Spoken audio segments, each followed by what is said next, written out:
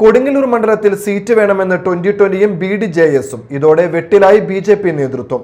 BJP സ്ഥാനാർത്ഥിയാകാനായി ചുമരെഴുത്തുകൾ വരെ തുടങ്ങിയ B. ഗോപാലകൃഷ്ണന് ഘടകകക്ഷികളുടെ നീക്കം തിരിച്ചടിയായിരിക്കുകയാണ്. ഇന്ന് പ്രഖ്യാപിച്ച BJP പ്രാഥമിക പട്ടികയിലും കൊടുങ്ങല്ലൂർ ഉൾപ്പെട്ടിട്ടില്ല. കൊടുങ്ങല്ലൂർ മണ്ഡലത്തിൽ സീറ്റുമായി ബന്ധപ്പെട്ട് NDA-യിൽ പൊട്ടിത്തെറി. കൊടുങ്ങല്ലൂർ സീറ്റ് വേണമെന്ന് 2020-യും BDJS-ഉം ആവശ്യപ്പെട്ടതോടെയാണ് NDA-യിൽ തർക്കം ഉടലെടുത്തത്. ഇതോടെ സംസ്ഥാന നേതൃത്വം തൃശങ്കുവിലായി. കൊടുങ്ങല്ലൂരിൽ BJP നേതാവ് B. ഗോപാലകൃഷ്ണൻ സ്ഥാനാർത്ഥിയാകുമെന്ന് ഏറെക്കുറെ ഉറപ്പിച്ചിരുന്നു. B. ഗോപാലകൃഷ്ണനായി ചുവരെഴുത്ത് പ്രചരണവും തുടങ്ങിയിരുന്നു. ഇതിനിടയിലാണ് സീറ്റിനായി ഘടകകക്ഷികൾ രംഗത്തെത്തിയത്. അതേസമയം ഗോപാലകൃഷ്ണനായി തുടങ്ങിയ ചുമരെഴുത്തുകൾ നിർത്തിവച്ചിരിക്കുകയാണ് പ്രവർത്തകർ.